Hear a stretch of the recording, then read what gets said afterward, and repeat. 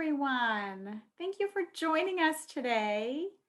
And as we wait, we will start in a couple of minutes. We're going to give just a couple of minutes for people to come in. People will continue to come in, but as you're starting to come in, please feel free to take some deep breaths as you mute yourself. We're going to be a fairly large group today, so just to avoid that background noise. And we will get started in about 2 minutes. So think about renaming yourself if you'd like to as well. But most importantly, coming in from what I'm sure was a very busy day, a beautiful day, but a busy day. Taking those deep breaths to calm your nervous systems as you mute yourself. And I look forward to getting started.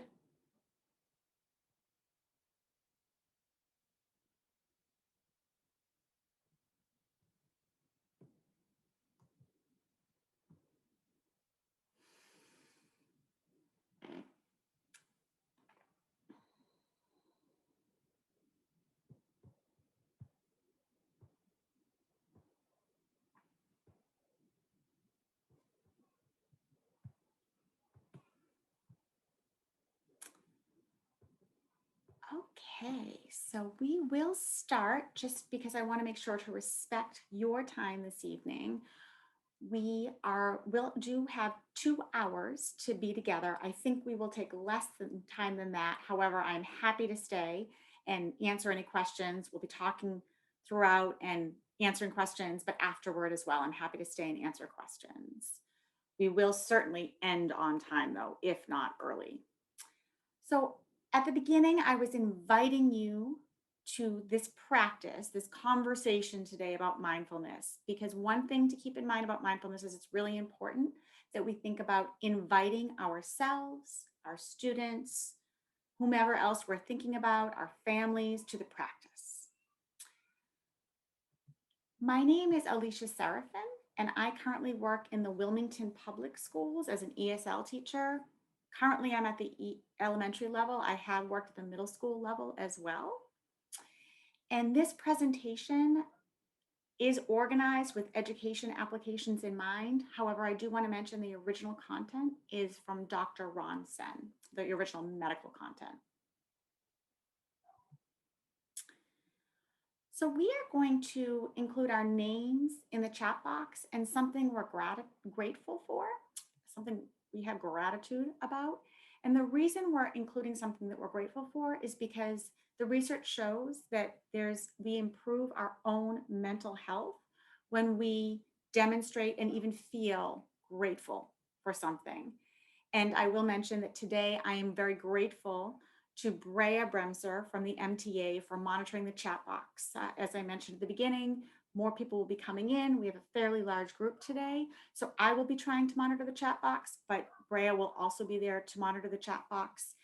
And we'll have a parking lot that will come up to in a couple of slides as well for any questions that are off topic. And Brea is going to help monitoring that as well. So thank you very much, Brea. You can see things coming into the chat.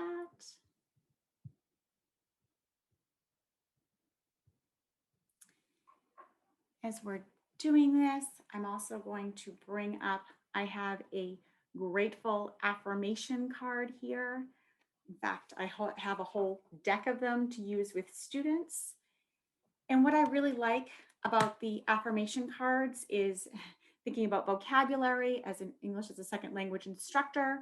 We're using and learning new vocabulary while we're also thinking and saying something positive to build ourselves up and to train ourselves, and thinking about our students to train themselves to think more positively about themselves and their lives.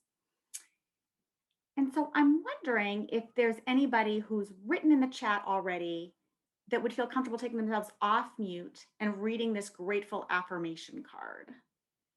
And try to hold it up to the best of my ability so you can see it.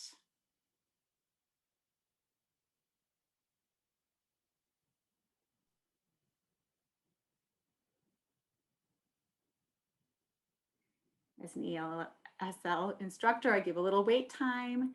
If you don't feel comfortable, that's okay. Brea, may I ask that you read the affirmation card? Course. I am grateful. I show gratitude daily for all I have in my life right now. Everywhere I look, there is someone or something to be grateful for. Thank you very much. Appreciate that. And thank you again for being here today, this afternoon. Such a beautiful day to talk about mindfulness. We'll get into some logistics and then we'll get right into the material itself. So, the reason here I have a header of technological or manual logistics is that I understand sometimes we're not in a situation where we can easily type something into the chat box, or we're just at a point in the day when we're tired of typing into the chat box or otherwise. So if you want to do things manually, whether it's raise a hand, give a thumbs up as a temperature check, please do feel free to do that. Towards the end, we're going to go into breakout rooms and you'll see some polls as well. But again, always the option to do something manually as well and not necessarily use the features of Zoom. If either on mute or if you want to take yourself off mute, you can read these desired outcomes with me as a best practice. We'll check in again at the end to see if we've made progress on our goals. So our desired outcomes are that by the end of the session, we will discuss and evaluate the science of mindfulness as well as school practices. We will analyze mindfulness in education applications. We'll practice mindfulness meditation with some different options, audio, visual, different languages. And we'll plan some mindful next steps. And I will mention here that we do have a panel session on April 15th as a part of this wellness series. So part of this is certainly for yourselves in the next couple of weeks, in the next couple of months. And if you're planning on joining us on April 15th, we'll have an option to talk more there after our breakout sessions and after our session today. You can see the agenda, and as mentioned, I absolutely will end by 6:30, and I do think we will be ending a little bit earlier, but I will stay online if you have any remaining questions that we don't cover, and I certainly will give my email address as well, as I'm happy to continue this conversation. Here's our parking lot. Let me also put this in the chat, and Brea will be monitoring this for us. And this is just for any questions that you have, important as they are. They might be off topic and you want to cover them later. Please feel free to include those in our Jamboard parking lot. So now a poll. And again, feel free to hold a hand up manually as well. Just to get a sense of who's in the room, so to speak, our Zoom space. Our activator is, which best describes your experience with mindfulness? Would you say that it's 1, you have minimal experience, 2, you have some experience, or 3, you're so experienced you could teach a class? And I'll mention here that I do think mindfulness has an entry point for everyone. And I say this in the context of there is a certain family member I have in my own household as somebody who's practiced and taught yoga for many years. I'm a big believer in yoga, but this particular person continues to say noga. So in my own experience, I have people who aren't as big of believers in yoga, but I do think that mindfulness is important, that awareness for all of us. And we'll talk about that more today. But one example that really brought this home to me was when I was at the dentist this past year. They mentioned with all the stress this past year that people have been experiencing, they have seen more broken teeth because of clenching, because of the stress, that people aren't aware that they're clenching their mouths and their teeth in particular because of that stress and breaking teeth. And they've never seen in this particular situation a sample size of 1, yes, but they hadn't seen that degree of broken teeth before. And I thought that is just an example of the importance of bringing that awareness, that mindful awareness, even to just our jaws and how much we might be clenching due to stress. Excellent. So about 80% where there's more to learn, and I absolutely am there too. I definitely feel that there is more to learn for me, and it's really exciting to be able to share this and continue to learn, even as we talk about applications in our own lives and classrooms, I continue to learn from you. So thank you.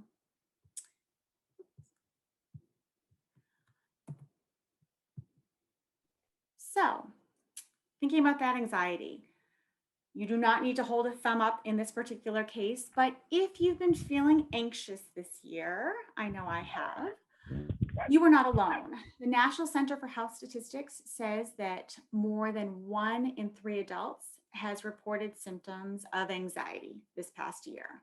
And that's a 4-fold increase year over year. And here are some bar charts to show visually what that looks like, that increase. And this is across anxiety disorder, depressive disorder, and then there's a combination. The good thing that we know about mindfulness is that it helps to improve our emotion regulation strategies. I should say it helps to improve our emotion regulation, and we have emotion regulation strategies that we'll be discussing today to facilitate that improvement in emotion regulation. And what this does is it helps to reduce our anxiety, depression, and improve our sleep. I also am a DESE approved PD provider for 15 PDPs and ESL courses. And something I really focus on is using 2 graphic organizers, and only 2, consistently with students. And these are research-based to help them to organize their thinking. And so one of them you'll see today, and that's the top-down web. And the reason I use this is because it helps us to organize our thinking hierarchically and helps our students organizing their thinking hierarchically. And that helps us to remember the content. So you'll see these, and I just wanted to bring attention to and explain why they're being used. So thinking about the benefits, meditation lowers our cortisol levels. And the important thing here to remember is that it's important to have a frequent practice, but it doesn't take a lot of time. So in this particular study, only 4 sessions amongst this particular medical student group improved, or in fact decreased, their cortisol levels by about 1/5. So some of our goals, and we'll be talking about these today, focusing on the mental benefits, are also physiological. So we're going to be talking about the mental benefits of increased awareness, clarity. But the physiological benefits are really important to consider as well. Improved immune function, cardiovascular and respiratory function. We just looked at the decrease in cortisol, and that helps to decrease hypertension. And we've also seen, they've seen medically, that we can decrease the rates of asthma with mindfulness meditation. So here, I want to focus on what mindfulness is and also what it is not. We know it's evidence-based. It's been extensively studied. It is not a quick fix. It doesn't take a lot to start to see the benefits. However, it does take frequency. It's something that, as you were invited at the beginning to the practice and to today's session, we need to invite our students, and we need to model it with our own practice. May I ask now, just to hear others' voices, that somebody read some of the definitions of mindfulness? Anybody feel comfortable taking themselves off mute to read John Kabat-Zinn's mindfulness definition? I can. Thank you. Mindfulness defined, paying attention in a particular way, on purpose, in the present moment, and non-judgmentally. Thank you. Keeping one's consciousness alive to the present reality.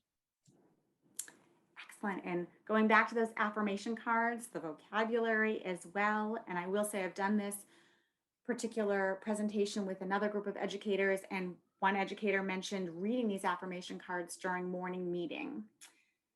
Would you also feel comfortable reading our mindful affirmation card? Sure.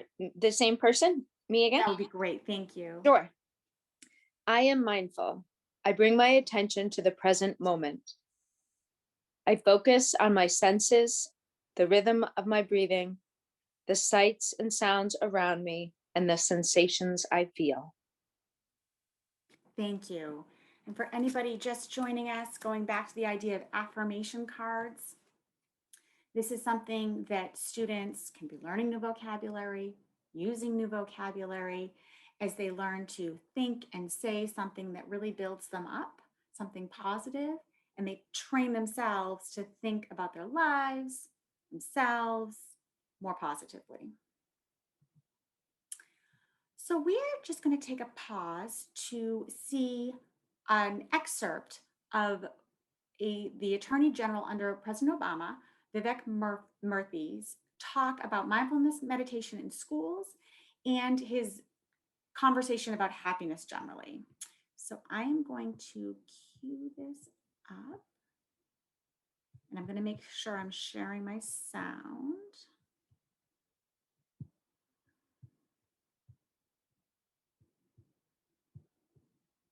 And perhaps one of the most powerful examples of cultivating happiness comes from Visitation Valley Middle School in San Francisco, California.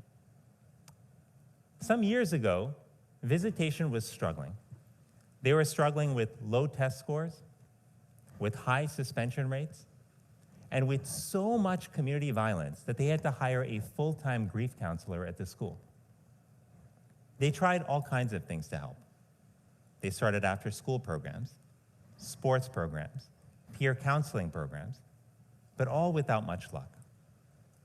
And then one day, they decided to take a leap of faith. What if, they asked themselves, we used meditation as a tool to reduce stress and increase happiness for our students? And so they created 2 15-minute quiet time meditation sessions during each school day. They taught the teachers and the students how to meditate. They taught the administrators how to meditate as well. And within a year, something incredible happened. Suspension rates dropped by 45%. Teacher absenteeism dropped by 30%. Test scores and grade point averages rose markedly. The students reported they were less anxious and they were sleeping better. And the self-reported happiness scores of the students went from one of the lower scores in San Francisco to the highest score in the entire district. As one student put it, our school went from being a place of anger, sadness, and fear to a place where we could be happy. I had the great privilege of visiting Visitation Valley Middle School yesterday. I had the chance to sit down with students and talk to them about their experiences. I had the chance to meditate with 6th grade students sitting on their very short stools. I had the chance to hear about the impact meditation had made not only on their life in school, but also on their life at home. I heard about how their parents have found them to be calmer, more focused, and just more fun to be around. I heard from one young man who grew up being discriminated against and felt a great deal of anger because of that. He channeled that anger into bullying other kids. But he told me after he started meditating in school, he learned to calm himself, he gained a stronger sense of self-worth, and he stopped bullying other children. These are remarkable stories. And I can tell you firsthand that what Visitation Valley Middle School is doing is increasing happiness. And their model is being replicated at other schools now with comparable results. What is so striking about these tools for increasing happiness, meditation, gratitude, social connection, and exercise, is that they are simple and accessible. We have become accustomed to thinking that complex problems require complex solutions. But that's not always the case. Sometimes simple solutions can enable us to take on some of our most intractable problems. That's what happiness can do when it comes to health. If you think about it, all of us have the power to create happiness. Great. presentation. And so here is another definition. And this goes back to the idea of mindfulness, I really believe, being something that we can all find our own entry point for. This is a book written by Chade Meng Tan, and we'll see his definition of mindfulness in a moment. And he's a Google engineer who started a course at Google called Search Inside Yourself and has brought it, it's now worldwide, being offered worldwide to companies. And so when we think about all the different types of people who practice this, for me, it wouldn't have been intuitive to think of a Google engineer who not only practices mindfulness, but feels that it's so powerful that he has brought it to his own company and now offers this as a course worldwide. Is there somebody else who feels comfortable reading his definition of mindfulness? And feel free to take yourself off mute. Sure, I can read it. Thank you. So mindfulness, another definition, quality of mind that we all experience and enjoy from time to time, but it is something that can be greatly strengthened with practice. And once it becomes sufficiently strong, it leads directly to the attentional calmness and clarity that forms the basis of emotional intelligence. Thank you very much. And when we think about emotional intelligence, we're thinking about using all of our emotions wisely, emotion regulation, and today we'll talk more about emotion regulation strategies. Alicia, while I have my microphone, would you like cameras to be on? Thank you for asking. I feel that if you want to take this time to just listen and watch, that is absolutely, thank you. I appreciate that question. Just do what feels right for you. Okay. Thank you very much. And so getting into some questions, and Bray, I might ask you to check the Jamboard as well at this point. If anybody has any questions at this point, and I appreciate that one again, I just wanted to summarize, we've seen some different definitions from some very different people.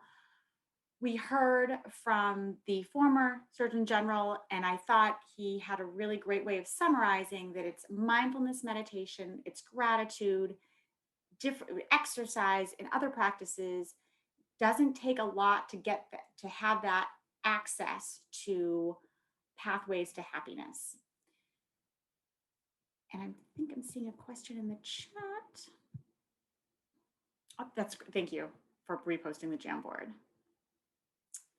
So please, if you do have a question, Brea is checking the Jamboard, and Brea, just let us know if there's some questions on that. But otherwise, if you have some questions, please feel free to raise a hand or just take yourself off mute and call it out. We'll come back to the questions at the end of the presentation, as well as, again, I will stay online to answer any follow-up questions.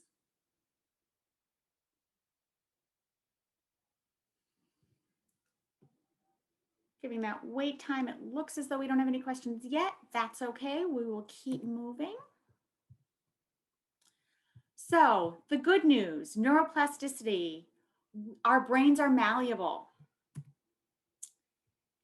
We actually, our students, given their younger ages, it will take them less effort to make the changes required to improve our happiness.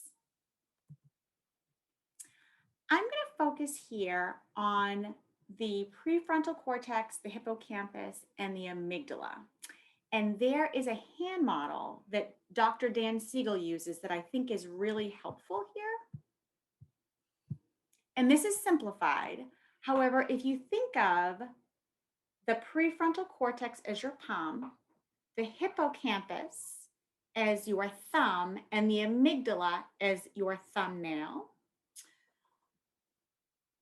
we are trying to bring mindfulness meditation and muscle memory to that mindful awareness, so that we are not always being triggered to react.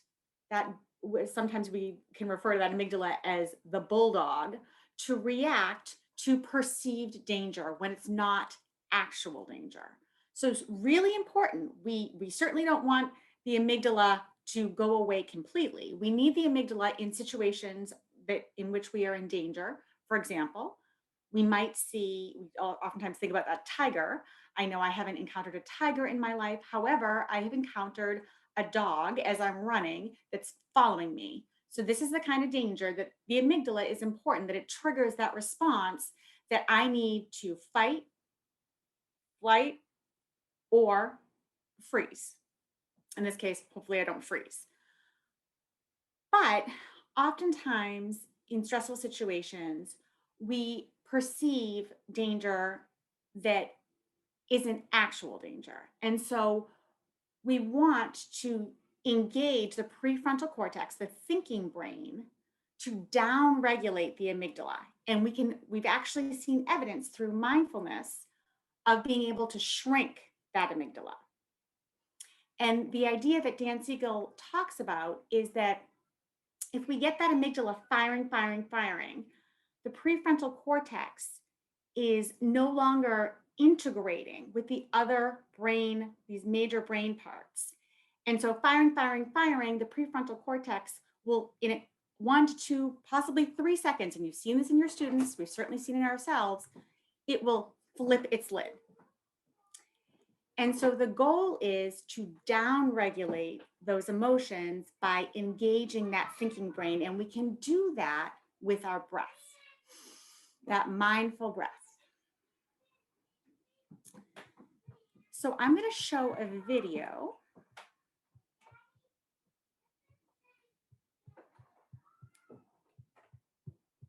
And I believe my sound is still on. Researchers have known for decades that meditation can improve someone's physical and mental health. It can relieve stress, lower blood pressure, and lift someone's mood. But only in the last 10 years have neuroscientists taken a serious look at the changes in brain structure underlying some of meditation's benefits. Like everything else we do, meditation rewires our neural circuits, pruning away the least used connections and strengthening the ones we exercise most. Studies looking for signs of these changes usually focus on mindfulness meditation, which challenges people to keep their attention fixed on their thoughts and sensations in the present moment. Scientists acknowledge that many of these studies are small and not ideally designed, but at this point, researchers have gathered enough evidence to be confident that their findings are not just flukes.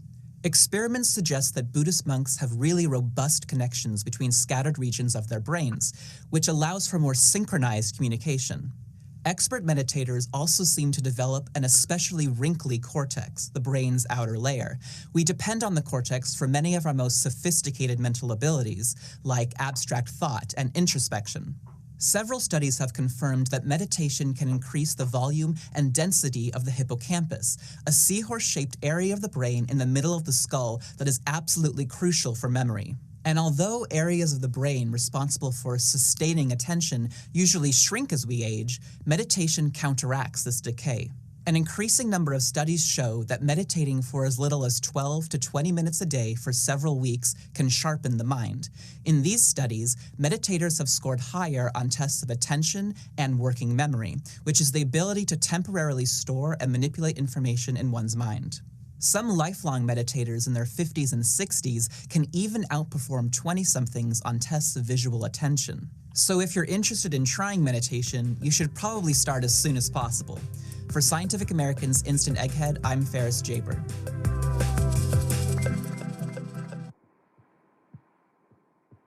So just thinking about the awareness piece that we heard about in that video, the more we understand and bring awareness to our understanding of the major parts of the brain, the more we can focus on these parts and consider the integration for our emotion regulation, for our ability to take that pause when there's a stimulus. And it also helps to integrate and make sure that there's balance, that mind-body balance that we want as well. So here we actually see evidence of shrinking the problem, shrinking the amygdala. We can see that from MRIs, just 2 months of mindfulness training in this particular case. Again, it's about frequency. 2 months of mindfulness meditation reduces the size of that fight, flight, freeze amygdala response. Some school applications, and I go back to the top-down web graphic organizer that we saw at the beginning.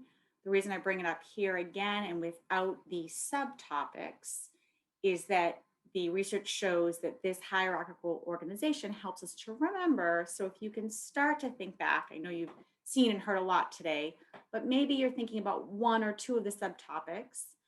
Mindfulness improves emotion regulation, and particularly it improves our ability to sleep, and it decreases our anxiety and our depression. Now, this is not a comprehensive list of the benefits of mindfulness. I've called out a couple: resilience, compassion, self-compassion, that are really important. The reason I call out the improved standardized test scores is not because I feel that it's the most important, but the pushback we oftentimes get in our schools is that there isn't enough time, that we need to really focus on the tests. We need to be focusing on math and ELA, and certainly thinking about science and social studies as well. However, I will first point to the fact that we know from mindfulness meditation that students are improving their standardized test scores. We also know it doesn't take a lot of time, it takes frequency. So I'll go back to the educator who mentioned, oh, affirmation cards, I could use those in morning meeting.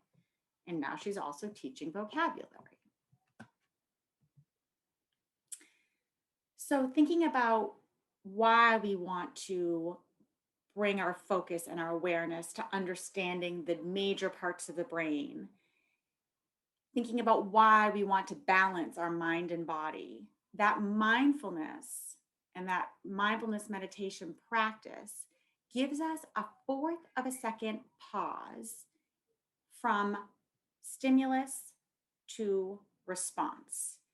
And I think about it as, with that mindfulness meditation training, with those emotion regulation strategies, we have a 1/4 of a second to make a better decision. We have a stimulus, a 1/4 of a second pause, and a response.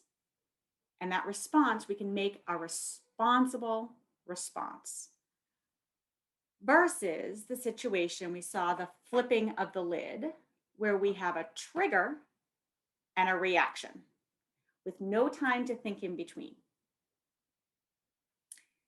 So some emotion regulation strategies are, in fact, I'll point to the one in the middle, adult presence. Just having a caring adult present has been shown to support students with emotion regulation. 5 senses, if you go to the top right, 5 senses, these are inputs to our nervous system. And so just a smell or music can bypass the thinking brain, bypass the prefrontal cortex, and start to calm your amygdala, start to calm that bulldog. Going down to 5-finger breathing, this is something that I welcome you, I invite you to practice with me, and might be something that your students really enjoy kinesthetically. And it's very simple, and it, don't want to say forces, but it invites them to take 5 breaths. You start at your thumb, you trace up as you inhale, and then you exhale down. Inhale, exhale. Inhale, exhale. Inhale, exhale. Inhale, exhale. And that exhale is actually even more important than the inhale for calming your nervous system. The volcano breath, there's so many different types. There's the rainbow breath and all these other types. But what I like about the volcano breath, although I've heard that it's supposed to be energizing, I also really like the idea of using the volcano breathing to erupt versus having that trigger reaction eruption, flipping the lid. So the idea is that students clap their hands together near their heart and then erupt. Inhale, exhale. Inhale, exhale. And again, I invite you, if you want to try that. Energizing, you can see how that might be quite energizing, but also the idea of let's erupt with our breaths versus erupting in our reactions. Now I'll go back to the middle, the labeling the feeling. Dan Siegel talks about name it to tame it. And so the idea here is when the amygdala has a reaction, fear, anxiety, by the prefrontal cortex naming it as accurately what it is, fear, anxiety, whatever other emotion it is, it's down regulating the amygdala. It's down regulating that emotion by bringing the prefrontal cortex back online, by engaging the prefrontal cortex to name it, to accurately name it as the emotion it is.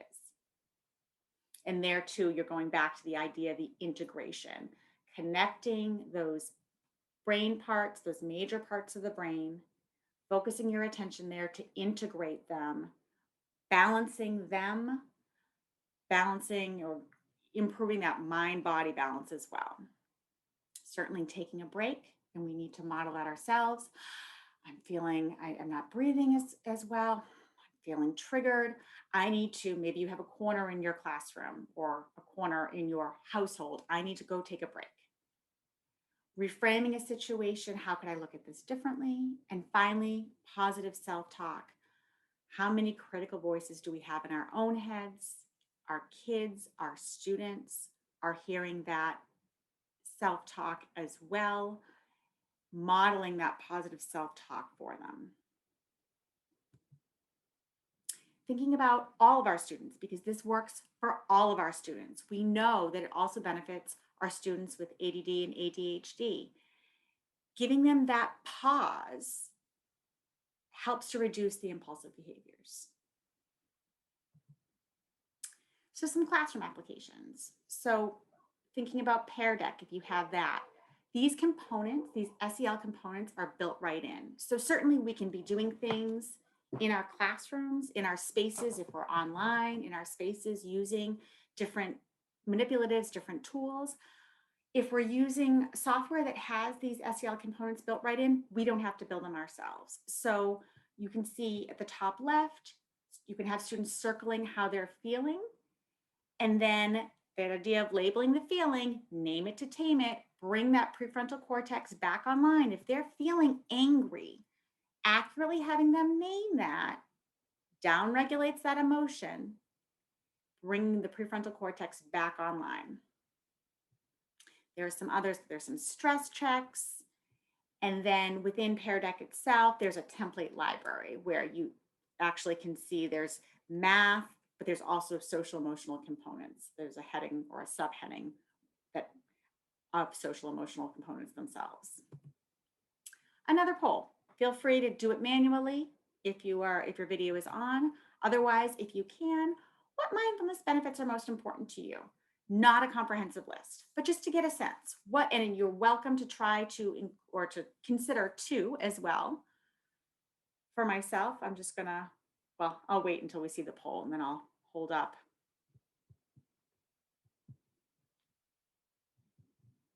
There's two that I think of as the most important to me.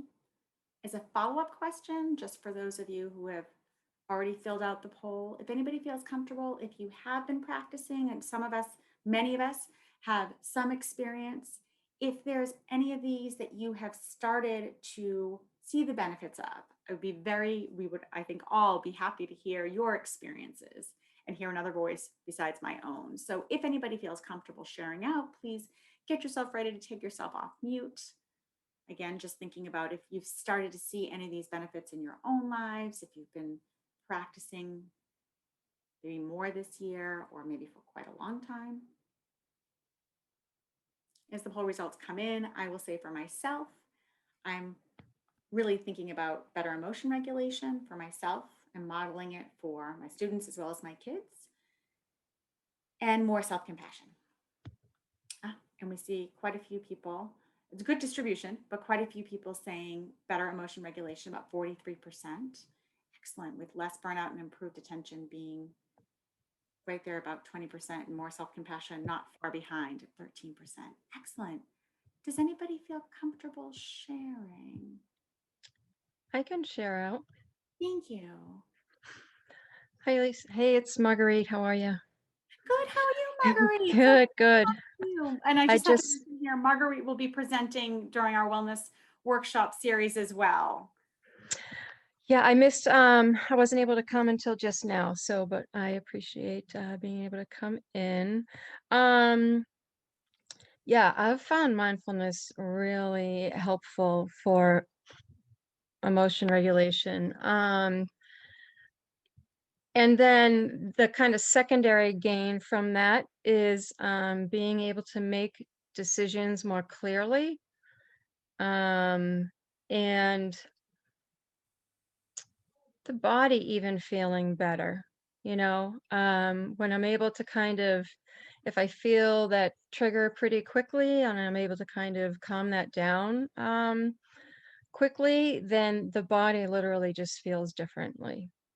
So that, and yeah, being able to see things clear and make better decisions for myself is are some of the things that I've experienced. Well, Marguerite, I really appreciate, again, not only your sharing, but also you brought up a lot of the points that we had started to discuss earlier. We talked about clarity as one of the mental benefits, and we talked about physiological benefits too, and thinking about integrating the mind and body, but feeling it in the body is so, so important. So thank you for summarizing That's and funny. giving from experience as well. Really appreciate that. And is there Absolutely. anything else that would feel comfortable sharing? Give some wait time if you're wanting to take yourself off mute.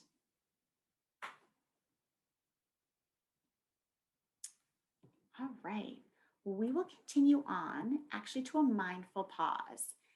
And so here's a visual mantra that you might remember if you were here at the very beginning. Just the idea to inhale and exhale. And the exhale being actually the more important part to calm your nervous system. So I'm going to ask you, I'm going to invite you to consider what option works for you now. So one thing you could continue to do is just take some deep breaths. Once I go through the directions, we'll have about 5 minutes to do this. So you can just think about this visual mantra. And in fact, visual mantras, I think of them as similar to our affirmation cards. It's helping us to build that muscle memory when we associate with the image itself. Some other options, and I'm going to pause our timer, but some other options, and I'll put all of these in the chat, are to practice some meditation. And I've included some mindfulness meditations from UCLA, and these are offered in English and Spanish, thinking about options for language. You are welcome to listen to a mindfulness podcast. This is there are so many podcasts out there on mindfulness. This is 10% Happier with Dan Harris, and he has many guests. This is actually his book. And so you have an opportunity to have a mindfulness practice that takes 7, 8, 10 minutes, or listen to the Dalai Lama. There are many different speakers to whom he interviews, speaks. You also could start to download some apps. Some of them are available for free, and I do caution. It seems that sometimes one might be available to educators for free for 1 month, 3 months, and then it's no longer free. So just make sure to read everything in terms of whether it continues to be free. But many people talk about Calm, Insight Timer, and UCLA Mindful are also really nice apps to have available. And then I've also offered, if you are interested in this book, I've offered or I provided one sample PDF. So I am going to take a moment to just put all of these options in order in the chat so that you have them available at your fingertips. Once I've put these in the chat, I'm going to set the timer for 5 minutes. Apologies.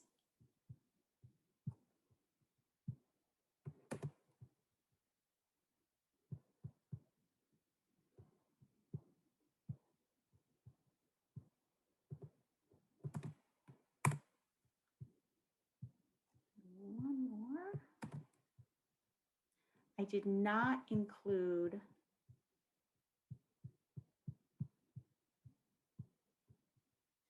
the apps, but again, the names of those apps, and I'll go back to that slide, are, and there are many, many more, but the names of the apps are Calm, Insight Timer, UCLA Mindful. There's other apps as well that you can certainly research. Let me restart our clock. If you have any questions. I have a question. Have you Yes. talked before I got on? Did you, were you able to talk about Insight Timer at all? I did not talk about it. Did you want to mention something? Sure, I'll just plug it. I don't know the other ones, but I'll give a plug for Insight Timer, because it is free, and it has all different, it has many, many types of meditations or songs or stories even. It does have the opportunity for all age levels, so there are some children's areas in there also. Yes, so and what else was I going to say about it? Oh, it also has a filter. So if you're looking for a specific kind or like a specific 60 minutes, 30 minutes, that kind of thing, you're able to filter out that way. And also, just an aside, I've been using it for a couple of years, and before COVID, there were, I think, 13 or 14 million people signed on, and now I think it's 17 or 18. So it's been wild to watch it grow. And also, I'll mention that they send you articles, which is really helpful too. So I don't know if that's an automatic feature, or I don't remember if I opted into that, but if you want emails from them, I know for me, I get them, I believe on a daily basis. Excellent. And Alana, thank you. Alana, do you mind taking yourself off of mute and just reading what you wrote? Yeah, sure. Hi, everyone. And Alana Russell's also going to be presenting during our wellness series. So thank you, Alana, for making it as well. Of course. Yeah, I'll be on next week, and we'll be doing a lot of movement and just discussing classroom applications. So that should be fun. But one thing I discovered about Insight Timer recently, I guess maybe at the beginning of this school year, was when I found out that they just developed a new feature that's called Circles. And you can sign up with your professional email address, and you can create a group with colleagues. I think you may need like an education-based email address in order to sign up. I'm not totally sure. But it's kind of just having almost similar to like a Facebook group where you have a stream where you can share meditations that you think might be helpful, or talks, or any of the features that they offer, yoga classes, things like that. Oh, that's great feedback. That's great information. Thank you. Oh, no problem. Excellent. So I'm going to start the timer. This isn't breakout rooms yet, so we will all still be here. So if you have any further questions, please feel free. I will be here and happy to answer any of them. Otherwise, I'm going to set the timer for 5 minutes, and I'll start to call you back when it's about 1 minute left. 4 + 1 is 16. How many pints of iced tea are left in the pitcher? 10. So, wait. You want to show us the continents and the now? It's not going good. My mom is getting stressed out. Is it big deal, Shelby? Mom was tired. I like.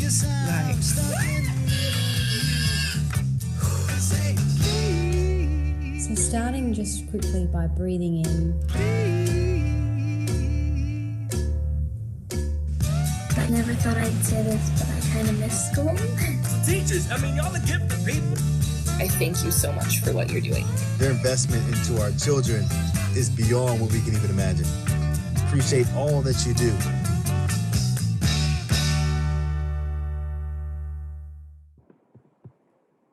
So I want to thank you again for coming this afternoon on such a beautiful day. And again, continue to connect with me if you have any questions, if you want to let me know how things are going in your classroom. I really enjoy hearing about it. Certainly appreciate any sort of feedback as well. Thank you again for coming.